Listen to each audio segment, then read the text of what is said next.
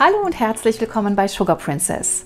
Heute zeige ich euch meinen fluffigen Hefeschneckenkuchen. Diesmal natürlich passend für Valentinstag in einer Herzform. Er besteht aus einem wunderbaren fluffigen Hefeteig ohne Ei und einer leckeren typischen Füllung aus Zimtzucker und Butter. Ich zeige euch jetzt erstmal die Zutaten und begrüße auch ganz herzlich alle neuen Menschen auf diesem Kanal. Es haben letzte Woche bestimmt über 500 Menschen den Kanal neu abonniert. Herzlich willkommen. Ich freue mich, dass ihr alle da seid. Hier gibt es ja jeden Sonntag um 10 Uhr ein neues Torten- oder Kuchenvideo.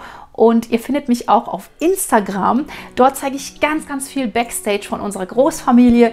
Deswegen schaut einfach mal unten in die Infobox. Dort findet ihr den Link zu Instagram. Auch auf Facebook bin ich zu finden. Also einfach mal schauen. In der Infobox steht alles, was ihr wissen müsst. Dort findet ihr übrigens auch das Rezept zum Nachlesen und zum Ausdrucken auf meinem Blog. Lang geschwätzt, es geht los zu den Zutaten. Das ist alles, was ihr benötigt, und zwar für den Hefeteig 500 Gramm Mehl, am besten 405, einen halben Würfel Frischhefe oder ein Päckchen Trockenhefe, 100 Gramm Zucker, einen halben Teelöffel Salz, 50 Gramm Margarine oder Butter, etwas Vanilleextrakt, das ist optional, wenn ihr möchtet, und 250 Gramm Milch oder Pflanzenmilch. Das ist unser Hefeteig. Und hier haben wir die Zutaten für die Füllung. Das ist einfach nur 60 Gramm Margarine oder Butter. Ich habe wieder die Alzan. Die muss in beiden Fällen zimmerwarm sein. Dann haben wir hier den Zucker, 60 Gramm, und natürlich Zimt, 2 Teelöffel, wenn ihr die ganz klassische Füllung machen wollt. Ansonsten halt noch Äpfel oder Rosinen oder Rosinen. Von mir aus auch eine schöne rote Marmelade oder Himbeeren. Also da sind der Fantasie keine Grenzen gesetzt, wie man das Ganze füllen kann. Und für oben auf nehme ich einen einfachen Puderzuckerguss mit 100 Gramm Puderzucker und einem Esslöffel Milch oder Pflanzenmilch. Dann lasse ich das Ganze trocknen und werde noch das Ganze etwas dekorieren mit Streuseln in Herzform bzw. Farbe. Denn es ist ja ein Kuchen, den ich zum Valentinstag für euch zubereite. Aber das könnt ihr natürlich selbstverständlich auch weglassen. Nicht zu vergessen die Herzform. Das ist jetzt eine Form, die einer 26 cm Springform entspricht. So, als erstes und ganz wichtig bei Hefeteig ist die Milch oder die Flüssigkeit, ihr könnt natürlich auch Wasser verwenden theoretisch, sollte handwarm sein. Also nicht mehr als 37 Grad. Einfach so ein bisschen erwärmen. Ich mache das gerne in der Mikrowelle. Einfach gerade eine halbe Minute reinstellen. Gebe ich mir in meine Schüssel und jetzt bröckel ich meine Hefe hier hinein. Ich mache das auch mit Trockenhefe so. Die muss man zwar eigentlich nicht anrühren, aber ich mache es trotzdem. Schön zerkrümeln. Und jetzt sollte das Ganze miteinander verrührt werden, bis sich die Hefe aufgelöst hat. Und was auch noch gut ist, damit die Hefe schön anspringt, wir geben einfach noch etwas schon von dem Zucker hinzu. Das kann so ungefähr ein Teelöffel sein. So, dann hat die Hefe schon die erste Nahrung und darf jetzt einfach so ein bisschen anspringen.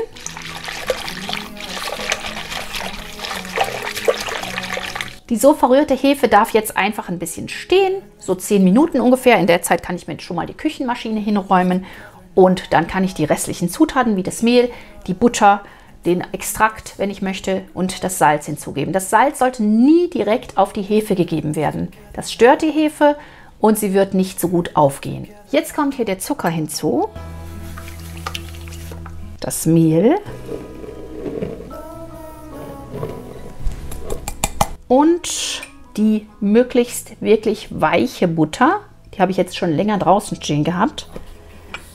Und ganz oben auf jetzt die Prise Salz, ungefähr einen halben Löffel, ja je nach Geschmack. Und ich werde jetzt noch ein bisschen Vanilleextrakt hinzugeben. Ihr könnt aber auch Zitronenabrieb hinzufügen oder Orangenschalenabrieb, je nachdem, was ihr für ein Rezept oder was ihr für eine Füllung am Ende dann haben möchtet.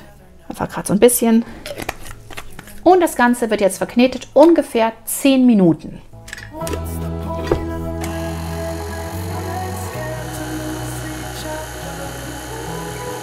Am Anfang natürlich erstmal auf niedriger Stufe laufen lassen, sonst fliegt euch das ganze Mehl um die Ohren. Und dann langsam etwas höher schalten.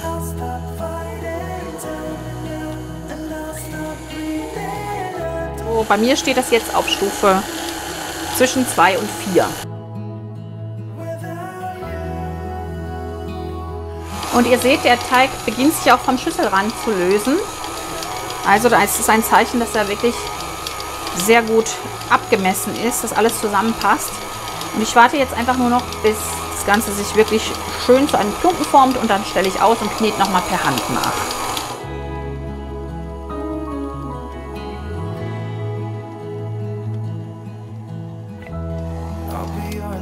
Bei mir hat der Teig jetzt so ungefähr 4 Minuten schon in der Knetmaschine verbracht. Jetzt lasse ich ihn noch mal ein bisschen weiter kneten, weil er noch nicht ganz glatt ist.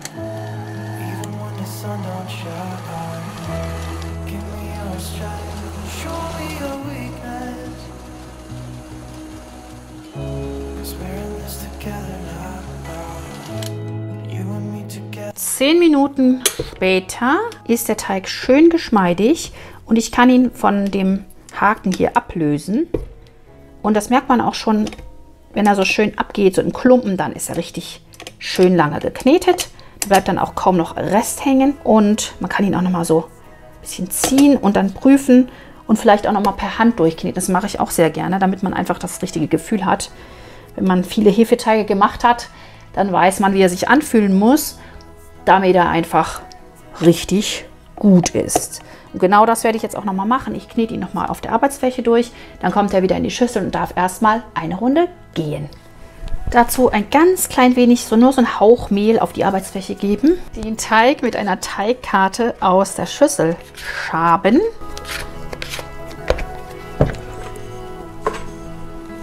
Und jetzt einfach noch mal auf der Arbeitsfläche kurz durchkneten und prüfen, ist er wirklich richtig schön geschmeidig.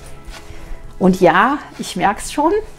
Und das lasse ich mir nie nehmen, den Hefeteig noch mal per Hand dann sozusagen final durchzukneten. Und ihr seht schon, er formt sich quasi automatisch zu einem Ball. Dann ist er richtig und er fühlt sich ganz weich an. Wenn man eindrückt, springt er schön zurück, ganz elastisch. Nicht zu fest und nicht zu klebrig. Und so darf der Hefeteig jetzt wieder in die Schüssel. Kann man ganz leicht ein bisschen ausstreuen, damit er nicht so anklebt. So, da darf er jetzt erstmal eine Stunde vergessen werden. Wir decken ihn am besten mit einem feuchten Tuch oder mit so einem Deckel ab, damit er nicht austrocknet. So schön schnell geht das. Der wunderbare Hefeteig ist fertig. Ich liebe ja Hefeteig. Habe früher immer vor der Schule für die Kinder noch gebacken. Bin früh aufgestanden und habe ihnen Teilchen, frische Teilchen mitgegeben. Und ja, habe alles Mögliche ausprobiert. Wichtig ist, dass ihr den Teig abdeckt, dass er nicht austrocknet. Wichtig ist, dass ihr den Teig bei nicht mehr als 37 Grad jetzt lagert. Also neben der Heizung, neben dem Ofen, im leicht angewärmten Backofen. Alles möglich. Und ungefähr eine Stunde oder ein bisschen mehr kann es auch schon sein, 1,5. Je nach Außentemperatur braucht der Teig eben etwas länger. Der Teig sollte auf das Doppelte aufgehen, dann ist er richtig und dann können wir ihn weiter verarbeiten.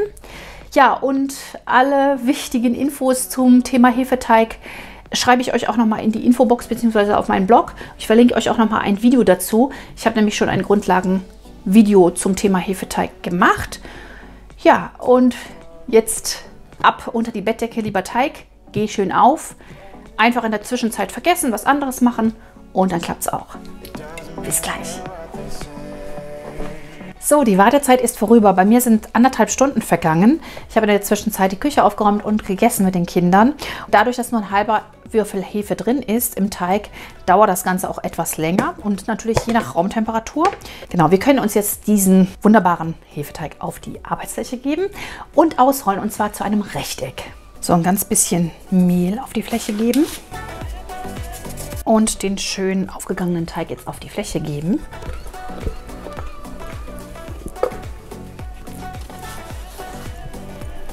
Wunderbar, sehr, sehr weicher Teig. Großartig. Seht ihr das? Butterzart, kann man sagen. So, und am besten schon mal so gleich in ein Rechteck legen. Bisschen was noch drunter geben, dass er nicht anklebt. Und dann können wir das Ganze ausrollen. Und wie gesagt, zu einem Rechteck, ganz wichtig, nicht rund, damit wir das Ganze dann auch gut belegen können. Und sollte der Teig sich zu arg zusammenziehen, dann einfach gerade noch ein bisschen ruhen lassen. Manchmal ist so ein Teig auch gerne bockig. So, und sobald das Ganze so schön ausgerollt ist, kann man hier die Butter, die sollte wirklich ganz weich sein. Also ich habe sie ganz kurz in die Mikrowelle gestellt, nicht schmelzen lassen, sondern einfach, dass sie wirklich so richtig schön cremig wird. Also nicht flüssig, sondern cremig. Jetzt geben wir uns den Zucker hierzu. Und natürlich den Zimt. Zucker erstmal reinrühren. 1, 2 Teelöffel oder eben nach Belieben oder eben auch anderes Gewürz, was ihr wollt. Da kann eben auch eine Himbeerpaste oder was auch immer euch einfällt. Ihr könnt mir ja mal unten reinschreiben, was ihr so gerne als Füllung in euren Zimtschnecken, also in euren Schnecken habt, natürlich nicht in den Zimtschnecken, da ist klar, dass Zimt drin ist. Das Ganze schön verrühren und ihr seht, das ist jetzt so eine richtig schöne cremige Masse. Und jetzt können wir uns diese cremige Masse wunderbar drauf streichen. Dann fließt da auch nichts raus. Es ist nämlich so, wenn man das zu flüssig macht, also die Butter zu flüssig schmilzt, dann fließt beim Rollen gleich die Butter an den Seiten raus und das wollen wir ja nicht.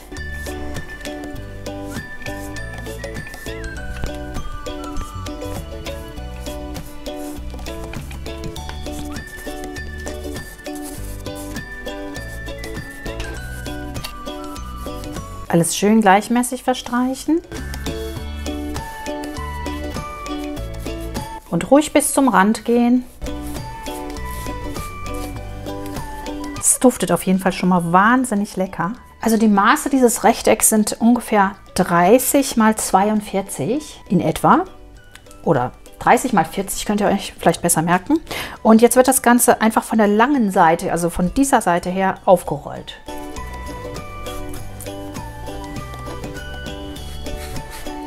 Deswegen ist es auch wichtig, dass das Ganze ein Rechteck ist, denn sonst entstehen keine gleichmäßigen Schnecken. Bisschen das Mehl dann abfegen zwischendurch und schön gleichmäßig rollen. Nehmt euch dafür ruhig ein bisschen Zeit. Das muss nicht in Hetze geschehen, umso schöner werden die Schnecken. Und der Teig ist wirklich wahnsinnig locker und luftig. Das ist richtig toll. Hier jetzt noch mal ein bisschen ziehen, dass man da gut auskommt.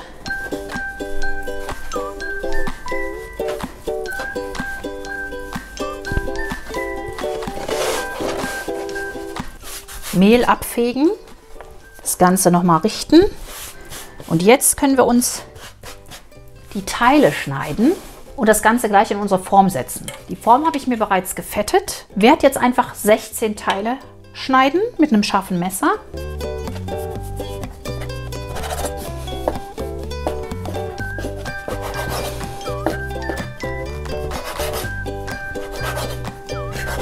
Ich setze schon mal die erste hier unten rein und direkt eine daneben. Und jetzt kommt es eigentlich darauf an, dass man es möglichst schön anordnet und immer in derselben Richtung, damit es nachher umso schöner aussieht.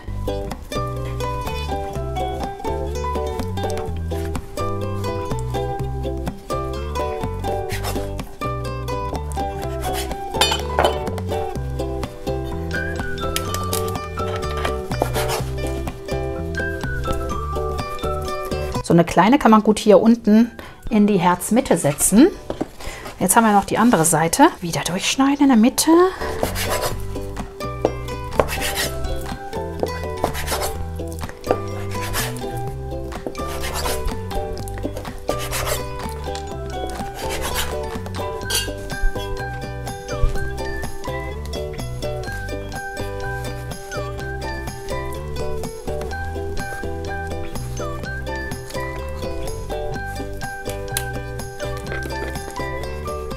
So, fertig sind unsere Schnecken in der Form. Ich habe die kleine Schnecke jetzt noch in eine kleine Herzform gesteckt. Und natürlich kann man sich auch vorstellen, wirklich so kleinere Herzen noch zu backen. Das sieht bestimmt auch sehr schön aus. Das Ganze muss jetzt noch mal eine halbe Stunde am besten mit einem feuchten Tuch bedeckt gehen. Zweite Gare nennt man das. Und in der Zwischenzeit heize ich mir den Ofen auf 180 Grad Ober-Unterhitze oder 150 Grad Umluft vor. Ja, und dann können wir auch schon backen und sind im Prinzip fast schon fertig. Fehlt nur noch der Guss und dann dürfen die am besten noch lauwarmen Hefeschnecken schon probiert werden.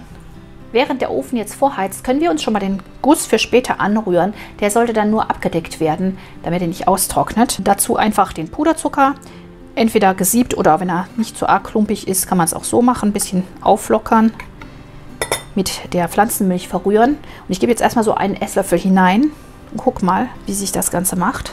Ich schreibe euch auf den Blog auch noch die Variante mit Frischkäse.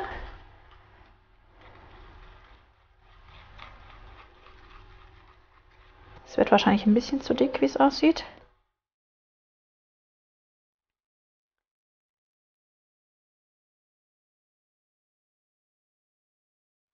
Ich werde ihn jetzt erstmal so lassen und später dann wahrscheinlich noch ein bisschen was dazugeben. Perfekt. Das Ganze decke ich mir natürlich ab, damit es nicht austrocknet und warte jetzt erstmal auf die Zimtschnecken. So, nach einer weiteren halben Stunde sehen die Zimtschnecken so aus. Sie haben die ganze Form schön ausgefüllt. Die kleine natürlich jetzt nicht unbedingt. Der Ofen ist auch vorgeheizt auf 180 Grad Ober-Unterhitze und jetzt kommen die Zimtschnecken für 25 Minuten in den vorgeheizten Ofen und dürfen goldbraun abbacken.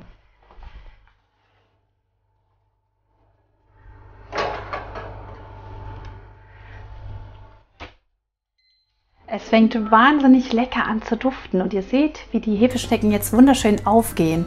Oh, es riecht so lecker.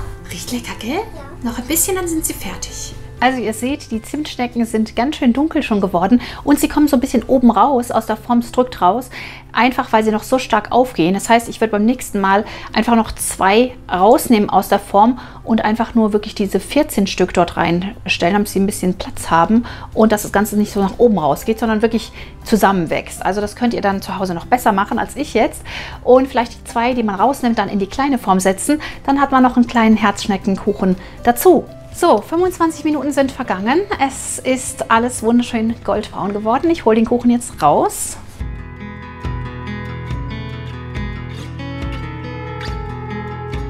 Gerne Stäbchenprobe machen. So schön sieht er aus. Wunderbar. Und wir lassen jetzt ein ganz bisschen abkühlen, so 10 Minuten in der Form. Und dann kann man den Ring schon abmachen und auch schon den Guss drüber geben. Denn am besten schmecken Hefeschnecken natürlich warm. Ich löse jetzt hier den Henkel und ihr seht, es lässt sich gut abmachen. Und da ist unser Kuchen wunderschön geworden. Ich drehe ihn mal für euch, damit ihr auch das Herz so schön seht. Und hier mein kleines Herz ist natürlich jetzt nicht ganz in der Form ausgefüllt, aber sieht auch wunderhübsch aus. Den Guss habe ich mir noch flüssiger gerührt. Macht es einfach, wie ihr euch das denkt. Ich habe hier auch an der kleinen Schnecke schon mal geübt und ich finde es so ein bisschen transluzent am besten, also so ein bisschen durchschimmernd. Aber ihr könnt ihn natürlich auch dicker anrühren. Das ist ganz euch überlassen. Hiermit jetzt den Kuchen einpinseln und dann kann man noch die Herzchen drauf streuen, je nach Belieben, wenn man möchte.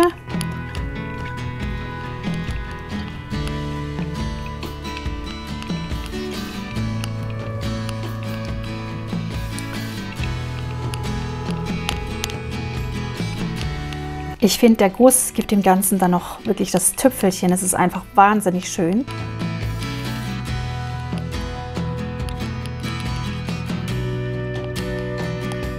Und bei diesem Kuchen darf ruhig was auch runterfließen. Das ist gewünscht.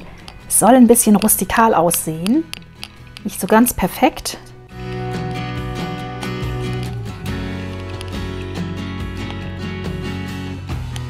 Ist auch was ganz Tolles für einen Geburtstag oder einfach für den Sonntagskaffeeklatsch. Ich glaube, alle werden euch dafür lieben, wenn ihr diesen recht schnellen Kuchen eigentlich, bis auf die Wartezeiten, der Familie zubereitet. So, und wer jetzt noch möchte, also entweder so lassen, ist auch wunderschön, streut zum Valentinstag jetzt noch ein paar Herzchen auf. Einfach gerade so drüber streuen. Ja, und fertig ist unser super leckerer Hefeschneckenkuchen und wir werden ihn für euch probieren. Dann wollen wir mal testen, wie fluffig der Kuchen ist. Jetzt kann man ihn natürlich schneiden, man kann ihn aber auch einfach so rausziehen. Einfach hier mit der Hand reingehen und eine Hefeschnecke rausnehmen. Super fluffig sind sie geworden. Ich hoffe, ihr seht das jetzt in der Kamera. Richtig lecker. Mir läuft hier schon das Wasser im Mund zusammen. Ich glaube, ich habe jetzt nur die Hälfte genommen von der Schnecke. So sieht sie jetzt aus. Eine schöne, feine Porung. Und ich wette, sie schmeckt genauso gut. Und da hole ich mir jetzt einen Spezialtester, nämlich den Jochen. Der war schon lange nicht mehr dabei und der muss probieren.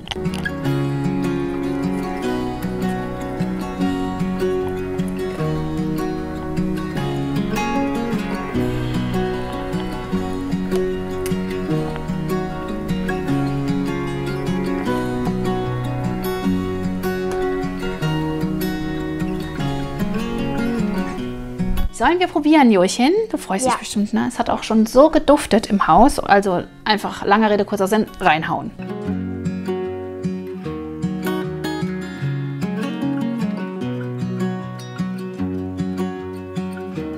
Oh mein Gott. Echt lecker. Also schmecken super, super fluffig und weich und saftig vor allem auch und mega nach Zimt. Ich kann mir sie auch toll vorstellen mit Apfel. Ein Traum. Was sagst du? Auf jeden Fall. Ein Traum? Ja. Wie esst ihr eure Hefeschnecken? Rollt ihr sie ab oder esst ihr sie so in einem? Einfach so reinbeißen. Also ich roll sie immer so gern ab und dann Stück für Stück. Mach ich auch.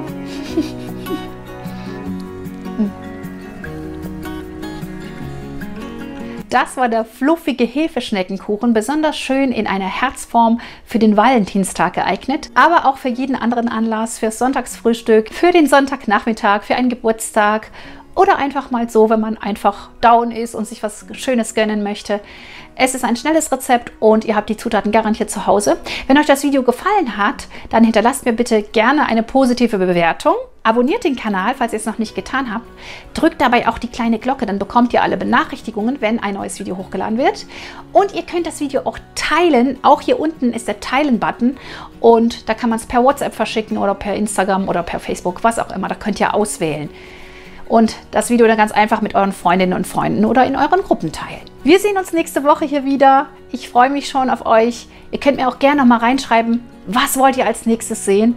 Ich schaue mal, was sich so alles ansammelt und versuche das dann mit einzubeziehen in meine nächste Planung. Macht's gut, bleibt gesund und bis nächste Woche. Tschüss!